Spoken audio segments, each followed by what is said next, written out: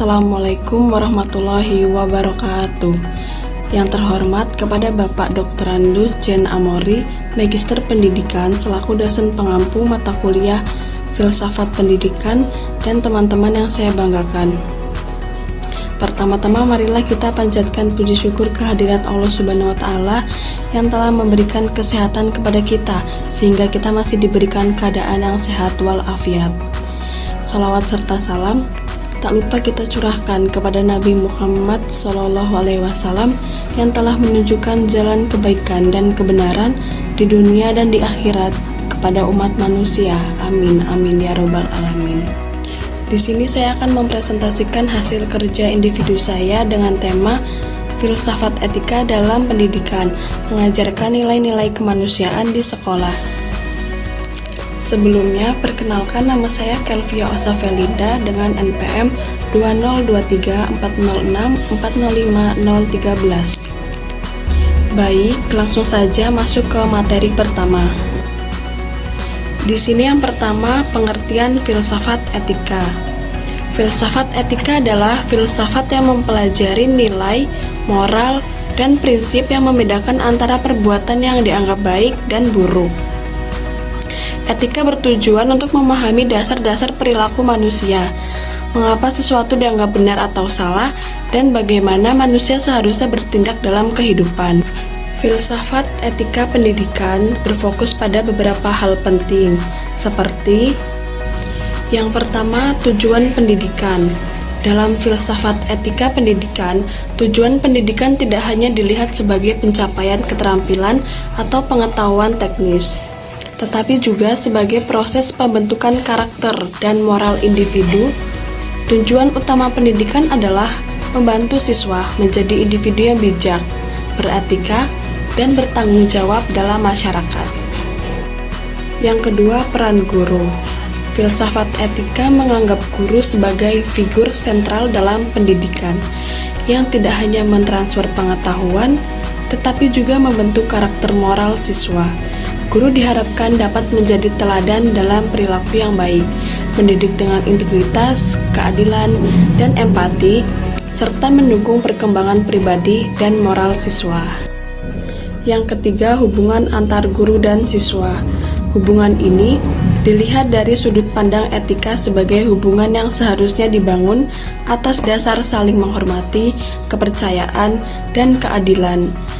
Guru harus menghargai siswa sebagai individu dengan martabatnya, memberikan perhatian pada kebutuhan moral dan emosional mereka, serta mendukung perkembangan moral mereka. Sebaliknya, siswa juga diharapkan untuk menunjukkan sikap hormat, disiplin, dan tanggung jawab terhadap guru. Dan yang keempat, nilai-nilai dalam kurikulum. Dalam filsafat etika pendidikan, kurikulum tidak hanya dapat dilihat sebagai serangkaian materi ajar, tetapi juga sebagai alat untuk menanamkan nilai-nilai moral kepada siswa. Kurikulum harus mengintegrasikan nilai-nilai seperti kejujuran, keadilan, tanggung jawab sosial, dan kebebasan berpikir. Dengan demikian, pendidikan tidak hanya mengembangkan kecerdasan akademik, tetapi juga membentuk karakter siswa menjadi individu yang beretika dan berperan baik dalam masyarakat. Selanjutnya, pengertian pendidikan nilai-nilai kemanusiaan. Pendidikan nilai-nilai kemanusiaan adalah proses pembelajaran yang bertujuan untuk menanamkan nilai-nilai moral, etika, dan kemanusiaan seperti kejujuran, empati, toleransi, keadilan, dan penghormatan terhadap hak asasi manusia. Pendidikan ini bertujuan membentuk individu yang tidak hanya cerdas secara intelektual, tetapi juga memiliki kesadaran sosial dan tanggung jawab untuk berkontribusi pada kebaikan bersama dalam masyarakat. Selanjutnya, jenis-jenis nilai kemanusiaan yang sangat relevan yang diajarkan di sekolah. Yang pertama, kejujuran. Kejujuran adalah sikap untuk berbicara dan bertindak sesuai dengan kebenaran tanpa menyembunyikan atau mengubah fakta. Yang kedua, keadilan. Keadilan berkaitan dengan memperlakukan semua orang secara setara, memberikan hak-hak yang pantas mereka terima tanpa diskriminasi. Yang ketiga, Empati.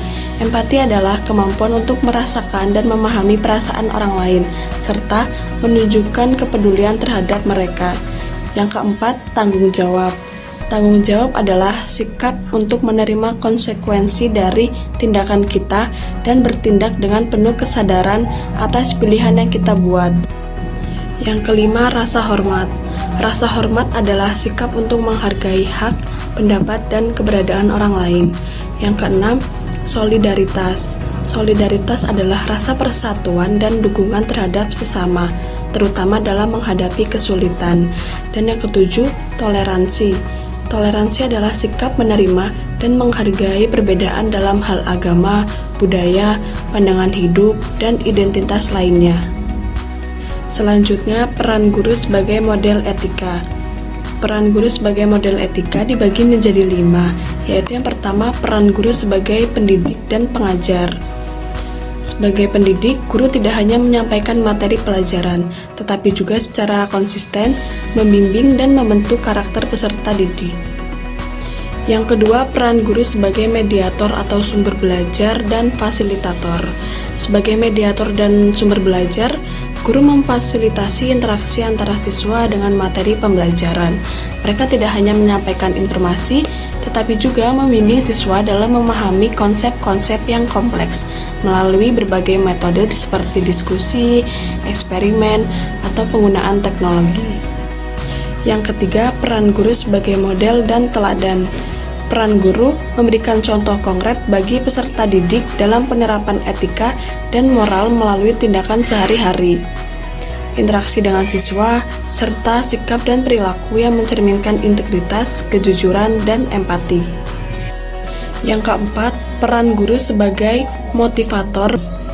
Guru tidak hanya berperan sebagai pengajaran yang menyampaikan materi pelajaran, tetapi juga aktif memberikan dorongan dan motivasi kepada siswa untuk mencapai potensi maksimal mereka. Dan yang kelima, peran guru sebagai pembimbing dan evaluator. Selain sebagai pengajar yang menyampaikan materi pelajaran, guru juga memainkan peran kunci dalam menangani pelanggaran etika dan moral siswa. Ketika ada peserta didik yang melakukan kesalahan, seperti memalak temannya, guru tidak hanya memberikan pengertian mendalam, tetapi juga menyediakan bimbingan pribadi, menetapkan batasan yang jelas, menjelaskan konsekuensi dari perilaku yang melanggar, serta mendorong siswa untuk merenungkan tindakannya. Selanjutnya, kesimpulan. Jadi kesimpulannya, filsafat etika itu sangat penting dalam pendidikan untuk menanamkan nilai-nilai kemanusiaan seperti empati, toleransi, dan keadilan, guna membentuk siswa untuk bermoral dan mampu hidup harmonis. Guru berperan sebagai teladan etika, tidak hanya mengajarkan teori, tetapi juga menunjukkan nilai-nilai tersebut melalui tindakan nyata. Baik, itu saja yang bisa saya sampaikan. Mohon maaf apabila ada kesalahan kata, dan kepada Allah saya mohon ampun. Saya akhiri, wassalamualaikum warahmatullahi wabarakatuh.